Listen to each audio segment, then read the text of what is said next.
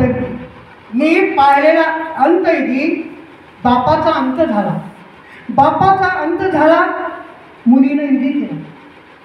बापाचा अंत झाला, मुलीनं विधी केला. मी पाहिलेला अंतविधी.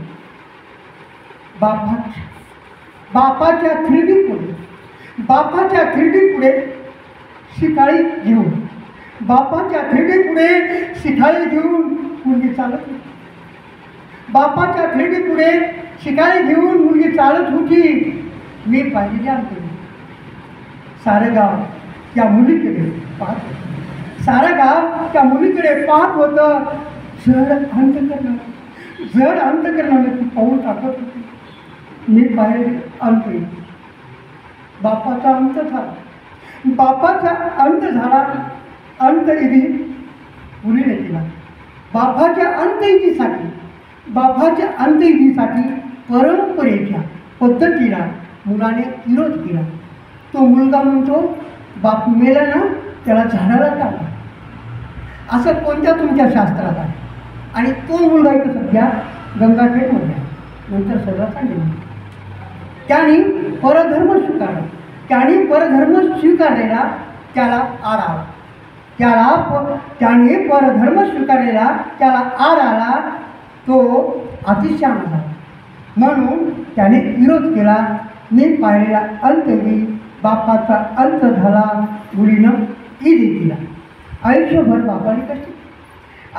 बापाने कष्ट केलेले तो विसरून गेला आणि शिकाळी धरायला म्हणजे काढला, शिकाळी धरायला नकार दिला. मी पाहिलेला अंतविधी.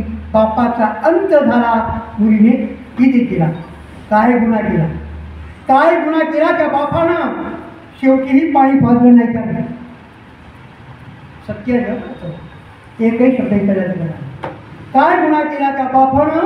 शेवटीही पाणी पाजलं नाही त्यानं. मी पाहिलेला अंतविधी. बापाचा अंत झाला आणि मुलीनं विधी केला.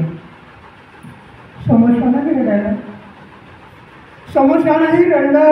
असा मुलगा गर्भातच मरायला पाहिजे. समस्यानाही रडलं. असा मुलगा गर्भातच मरायला पाहिजे होता. अशा नालायकापासून कोणता धडा घ्यावा?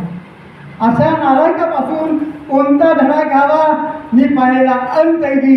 बापाचा अंत झाला, मुलीनं विधी केला.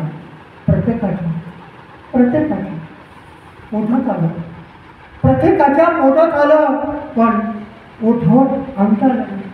कारण सगळं तुमचंच या सोशल म्हणजे वेगळ्या प्रकारचा असतो आणि ते त्या ठिकाणी कुणी कुणाला बोलत नाही, असंच खाली मानून घेऊन सरत आलं. मी पाहिलेला अंतविधी. बापाचा अंत झाला, मुलीनं विधी केला. सर्व काही समस्या सुन सर्व काही समस्या सुन मी पाहिलेला अंतविधी. बापाचा अंत झाला, मुलीनं विधी केला.